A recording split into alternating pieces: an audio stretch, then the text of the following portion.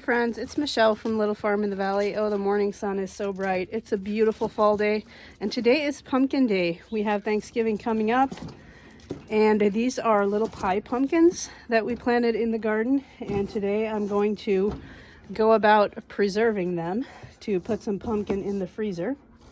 I do have more, but I think this is going to be a good start.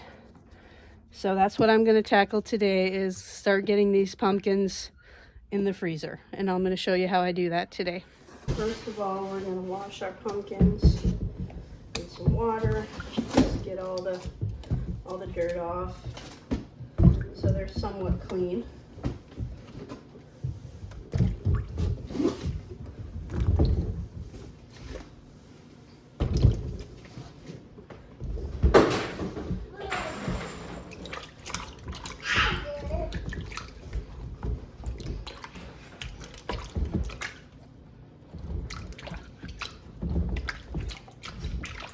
We're just going to give them a wash, just like that.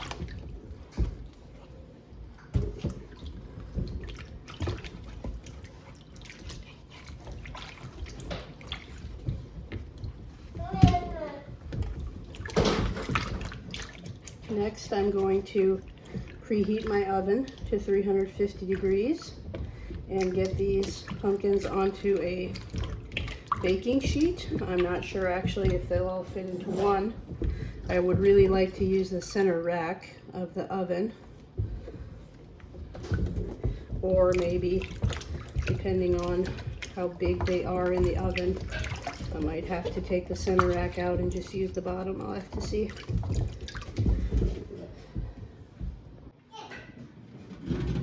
So I decided to take out the center rack and just use the bottom rack.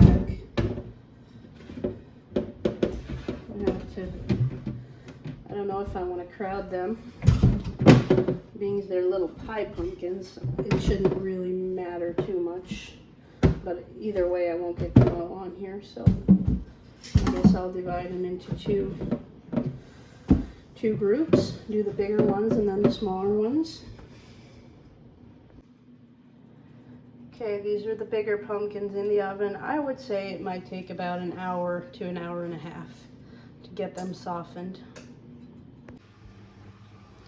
So it's been an hour and a half and my pumpkins are ready. You can tell if the stem breaks off fairly easy, and obviously if you can take a fork or a knife and poke it in all the way and feel how soft it is. So now the cool down. It took about an hour and a half to soften these. So now I'll slice them in half just to speed up the cooling process. And I'll put the rest of them on a different sheet and get them baked as well.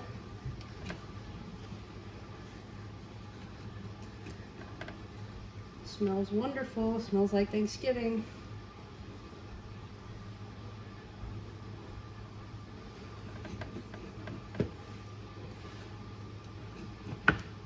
Very, very hot.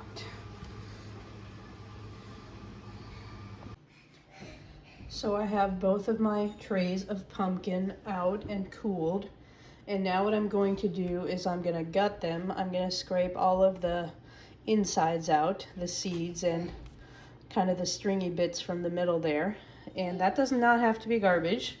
Our chickens and pigs and the goats love it, so I'm going to be saving it all in a bucket for them. I have in the past saved the pumpkin seeds and dried them for myself. I don't know that I'll take the time to do it today, but it is possible to dry those pumpkin seeds if you don't want to throw them away. But for the animals, they're actually a good dewormer. I suppose you could say for humans, they would also be a good natural dewormer, but I just don't know that I'll take the time to save them today. So I guess the next part of this project is to scrape out the seeds and the guts, and then I will scrape out the pumpkin puree. Pretty much the best thing I've found to scoop out pumpkins and squash lately is a lid to a canning jar, believe it or not. It's one of the best tools ever for doing this.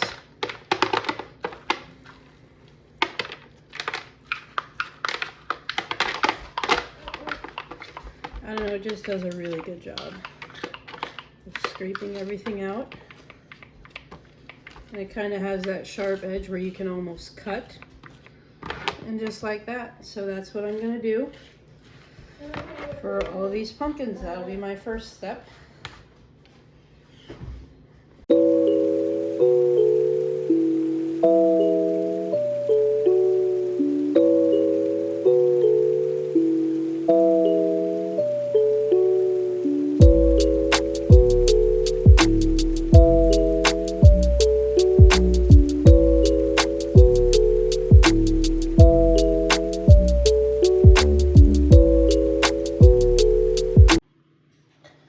So here's what we got for all the seeds and the innards. So I'm going to put this away and we'll take it to the animals later. So the next thing to do is to scrape out the pumpkin flesh. And sometimes this can be a bit difficult because the skin sometimes wants to come along. Maybe I'll flip them over and peel what I can of the skin off. And I don't need to scrape them out, then they'll be... But I can tell it's just going to be a little more difficult because this must have been on the bottom of the pan, so that'll be a little harder. But oh well, it's still not terribly hard to do. And this can also go into the scrap bucket. So next we're going to scrape out the pumpkin flesh.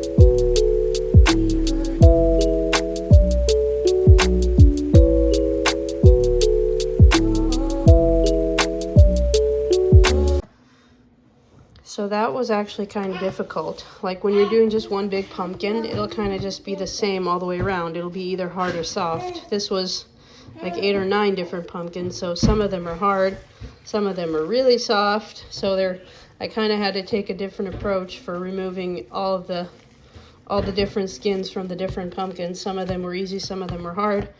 So the next step, the easiest thing to do with this, with getting it all the same, is to blend it or put it through a food processor.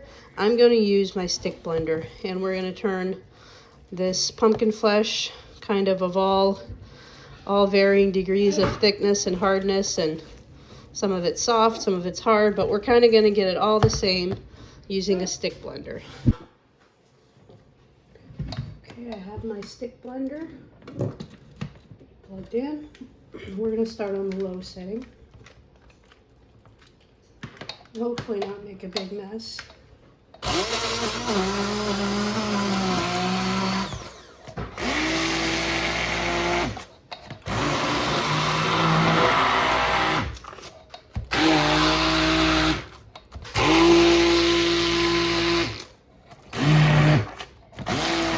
And I think we can go to high.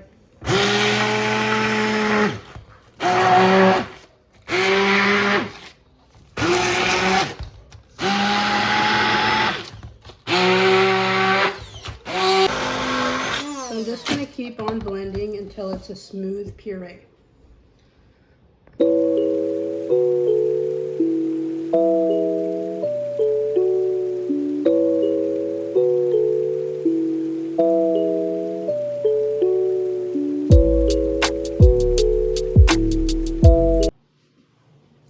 Okay, so here's our pumpkin puree.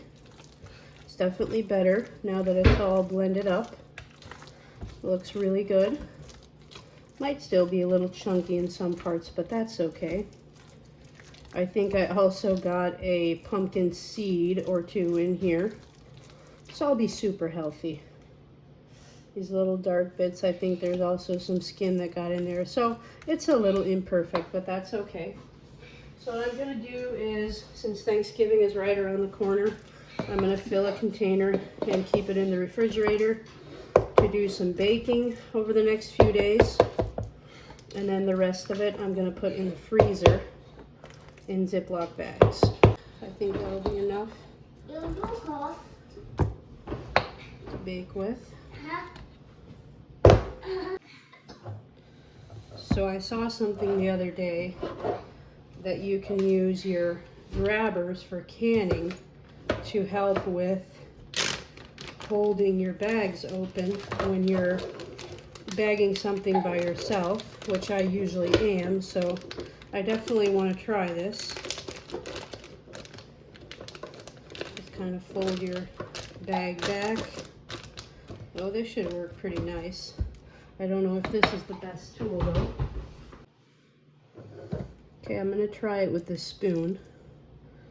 Should work really nice. Oh yeah, this is definitely the best thing since sliced bread. I'm just eyeballing it. I think last year I measured like a couple cups into a bag, but this year I'm not. I'm gonna measure. It's full enough, just like that. Wow, I'm impressed. I have 5 bags. Don't know if I'll get them all filled. I think I might still have 2 bags of pumpkin from last year, so I'm okay if I don't do a ton of it. Just a little bit hard to get it on there at first, but once you get it on there, boy, it works so well.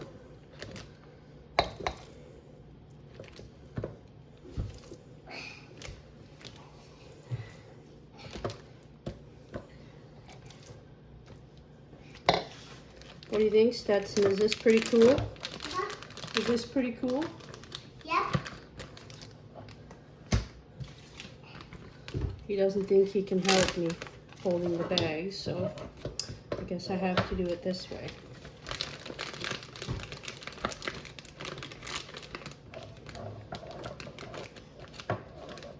Think of all the things that you put into Ziploc bags. All the things during the summer and the canning season. This is going to be super handy.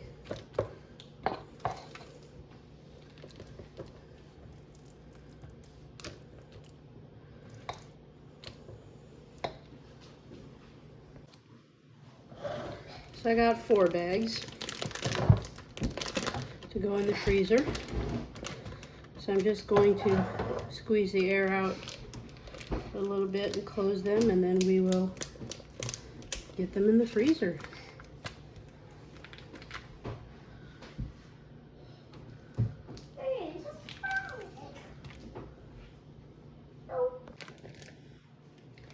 I actually did look through my Ball Blue book just in case there was a recipe for canning pumpkins, but I didn't find anything. I know people do it.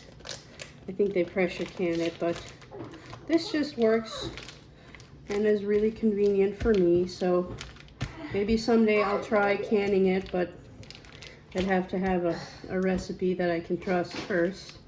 For now, I just pop it in the freezer, and anytime I need to bake something with pumpkin, I guess the advantage with canning it would be ready to go versus having to thaw, but it works.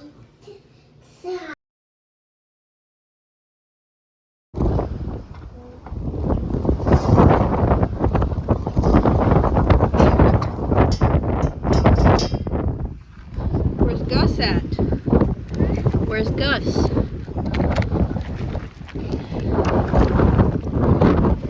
Gus! I don't know. I hear him. I can hear him. Gus, come here.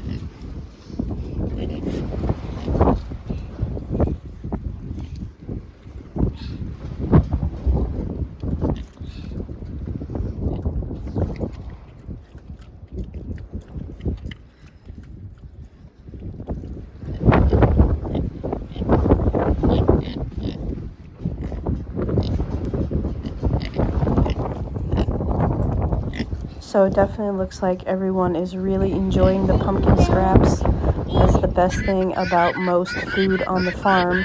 Most of the things that would normally go to waste never have to go to waste here because there's always a lot of mouths to feed.